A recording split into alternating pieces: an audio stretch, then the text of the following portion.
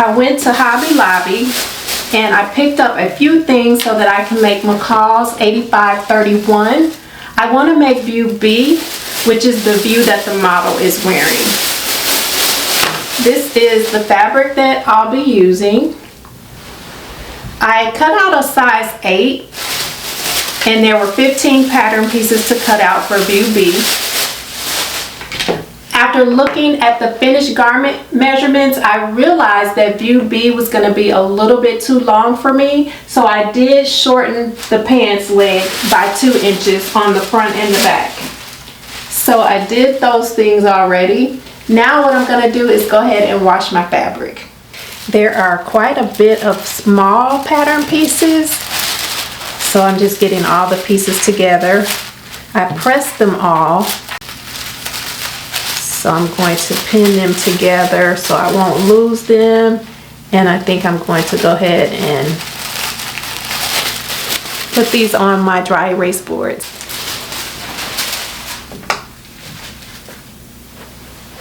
I'm in the process of cutting out the tab pieces which go around the waistband in every view, and they do have buttonholes and then a button. There are 2 tabs in the front of the pants, and then there are 3 in the back. So there are the 2 that will be in the front. You need to cut this pattern piece out 5 times. So I already have 8 separate pieces here, and I'm about to cut out my last 2 pieces. You have a fly front zipper. View B has these welt pockets in the front of the pants, and that's what I'm going to work on next. For the welt pocket, you're going to use piece 12, 11, and 10. 12 is the upper pocket facing, 11 is the welt, and 10 is the actual upper pocket. You want to make sure that you mark the dots and the lines on your fabric. So you'll do that for all of the pieces. Mark the dots. And for me, I did not mark the lines. I'll show you how I'm going to do the lines, but I did mark all of the dots on the actual pieces of fabric. When you do mark the circles that are on the welt piece, these circles here, you want to make sure that you're placing your circles on the right side of your fabric as opposed to the wrong side of the fabric, because you're going to fold the welt piece in half, wrong sides together. So this is the right side and the wrong side is on the inside, and you want to be able to see those dots on the right side of the fabric. Now that I have all the dots marked for the pocket piece and the upper pocket facing, I won't have to do this for the welt. Just on these pieces here, I'm going to connect the dots. There is not a dot at this corner, but I put a dot at the corner here. The end of this triangle, I made that a dot, and I put that on my fabric piece because I'm going to draw a line from this dot at the end of the triangle to the other dot at the end of the triangle, and that is how I'm going to get the lines that are on the actual pattern piece. You can go ahead and just mark the lines with tracing paper. That's actually fine. I just find it a little easier for me if I just connect the dots with a ruler.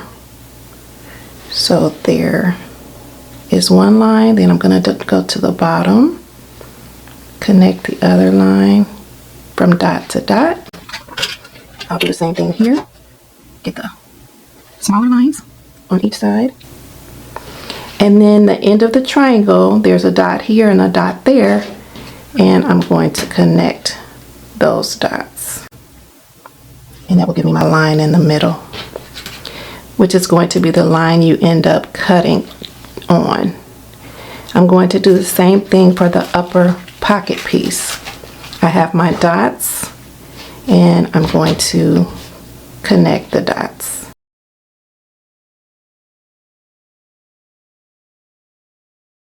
Okay, so now I have everything nice and marked, and I can move on to the next step. Once you have this folded in half, you're going to baste at 5/8 of an inch seam allowance on the raw edge of the welt piece. Now I'm going to take this welt and trim it down to 1/4 inch.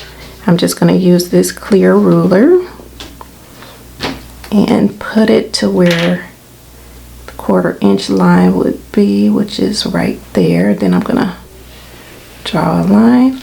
I'm going to cut on the red line, and that will trim this seam allowance down to 1/4 inch. This is what I have now. You have your pocket piece and you have your welt that's been trimmed. You're going to take the dot here and the dot here and match it up to the lower line here that also has a dot and a dot. So you want these 2 dots on this piece to match the 2 dots on this piece. So this line here should align with the line here. I had to darken my dots because I couldn't see them. So I'm going to place this here on the dot and place the other dot on the opposite side. So once you have this placed and it's aligned evenly, then you're going to baste from this dot here to this dot here. I'm making sure everything is nice and even and these lines match up, and you're basically going to be stitching on top of the basting stitch that you already put in. Next, what you're going to do is take your upper pocket basting piece, which is piece 12, and you're going to place this on top of the area here, matching up the lines. And for this, you're only going to stitch the upper line and the lower line. You won't have to stitch the side lines. So if you don't want to draw those in, I realize now I didn't really need these, but it does help to make sure that everything is lined up. But you're only going to be stitching the upper and the lower. You're going to take this piece, place it on top, matching up the rectangle, and then, like I said, you just stitch up there and down here. Now this piece does have interfacing over the top, so you will need to make sure that you can see your rectangle through your interfacing. Now that I've stitched the upper line and the lower line, you're supposed to slash through this to open it up. My slash line is on the back, but I cannot see it very well. And if this were not in muslin, it would probably be even harder to see. So I'm just going to take the pocket piece, place it over the line, matching it back up, and then I'm going to actually mark this line here. I'll put a dot, and then I'll put a dot here, and then I'm going to redraw my slash line. I have my dots marked in from the end point of the triangles, and I'm going to do the same thing that I did before and just connect the dots, and that's going to give me my slash line. And the other thing that I want to do is draw a line from the dot to the corner, because I'm going to need that dot or that line to also slash through to the corner. So I'll do that on each side, connecting the dots. I might need to redraw that one because it looks a little uneven. But yeah, you're going to slash through this line and then slash to the corner, but not through the corner. And do the same thing on this side. In the muslin piece, I connected the dots only on the front or on the correct side of the pocket. Now that I'm working on the actual pocket, I just made sure that I did the same thing on the back side. That way I'll be able to see where I need to slash, and I won't have to place my pattern on top, although you could do it that way too. I'm going to see if I can slash with the rotary cutter so that I can stay as straight on that line as possible. There we go. And then I can use the scissors to clip to the corner on all four corners. I think I'm gonna need to get sharper pair of scissors, but I'm going to cut each corner from there to there. Get as close to the corner as you can without going through the corner or the dot that's there at the corner. You want to have triangles here, one there and one there. Now we're just going to turn the welt inside, push everything in, and we're almost done. Once you have your fabric pushed through the hole, this piece will be going up, this piece will be going down. Your triangles are over here on the sides. You'll flip this to the right side and you're going to stitch the triangles down to this piece. Here are the triangles here, one there and one here. So from the top of the triangle down close to the fold, you'll stitch. And this is a little tricky because you want to make sure it's nice and neat. Not like mine. Mine is not very neat. And then you'll have this opening here. And for that, I am just going to take this piece here and fold it down. I'm just going to press this down just to make everything a little more even. And this is what it's looking like from the right side. So here's your welt in here. I really wanted to get my pocket neater, so I redid it and it came out much better this time. What I did differently was I increased the triangle. The first triangle was too small and it kept wanting to pull back through the opening, and I couldn't stitch it down nice and neatly. So I figured, hey, let me just increase that triangle, and then that way I can catch everything. To increase the triangle, I measured a 1/2 inch from this end here and made a dot. And then I did the same thing on this side and made a dot. And then I slashed between the new dots. So from here to here, rather than from this point to this point. And that made a huge difference. I used this Crayola marker to transfer all the pattern markings onto the fabric. So I had a bunch of red lines on the pants and I ran some water over the pants just to remove those lines. But the front of the pants are all done, and now I can move on to the back. This pattern is rated as average. You do have back pockets and you also have darts. There's one here and one over there. I'm about to start working on these cargo pockets, and they do have one pleat that goes down the front. So I stitched a line straight down on each pocket piece, and then you open up the pocket piece and then you press it flat. Spread this out and flatten it down, and then press it, and it will look like this. And now I'm just going to baste across the top and the bottom. This is the gusset that goes around the cargo pocket. The pattern tells you to put slash marks in different places on the gusset. Now I'm pinning the gusset to the pocket, and I'm going to stitch down and around. I still need to finish pinning this all the way up, but what I'm going to do when I'm stitching is I'm going to come down, and when I get to a dot, I'm going to pivot and continue to stitch, and then there will be another dot here where I will pivot and go back up to the top.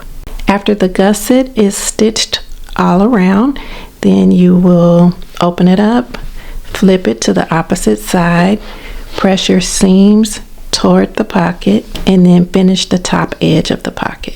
Here's one pocket done. Here is the inside. These pants have a total of 6 pockets. I finally put all the pockets in, and now I am stitching the legs together. I already stitched one leg, and I'm just going to go ahead and pin this leg and stitch it up. Here's an update of what I have so far. Just need to finish off the waistband area. There are a total of 5 tabs that will go on the front of the pants, which are going to act like belt loops. So you take one interface piece and then one non-interface piece and then put them together and then stitch around and then turn it on the right side, and then you have to make buttonholes. And these are the buttons that I picked up. Nothing too fancy. So right now I'm going to take a ruler and I'm going to draw a line, and I'm going to connect the dots with a line so that my buttonhole line will be more pronounced and I'll be able to see it better from the right side of the fabric. I'm working on step 35 for the tabs. This is the seam allowance, and it's pretty narrow even though the directions don't tell you how narrow. So I imagine that it's probably 3/8 of an inch, maybe even 1/4 of an inch. I just decided to do 1/4 of an inch around all of the sides. I left this side open per the directions up here at the top, and now I can turn this inside out. This area down here is rounded. I noticed on the picture that they just went straight across. They didn't try to curve it. So that's what I did here. I just went down and straight across. I had to figure out a way to turn these tabs inside out because they were a little difficult. So what I did was I put them on this tool to get them started.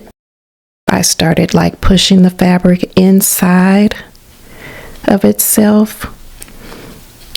I tried to use the tool the whole way, but it just was not working. So I had to think of something else to do. So I get it going just a little bit. This is what it was looking like after I pulled it off of the tool. Then I just took a pair of scissors and I just pushed it through and kept pushing until everything started coming out of the top. There it is right there. And then I can just pull it out that way. So I've done 3 so far, and I have 2 more to go. This is day number 3 of me working on these pants. Today, my plan is to actually get them finished. The last thing I did was pin the tabs to the top of the pants, and now I just need to baste them on. And then after basting, I will complete the waistband. So I have these waistband pieces to attach. Oh, and then I also need to add a button and a buttonhole to the top of the pants. I already hemmed the bottom.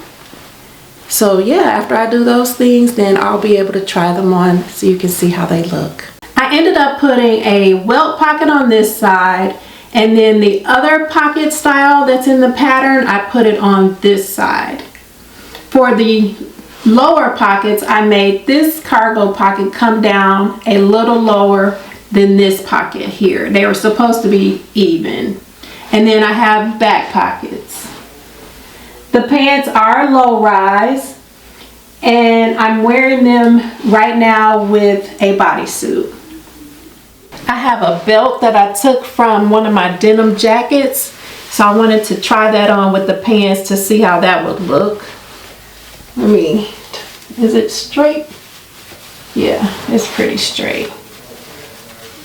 The belt is kind of long. You pull the pants up, but I think I like that. So this is how it looks with a denim belt.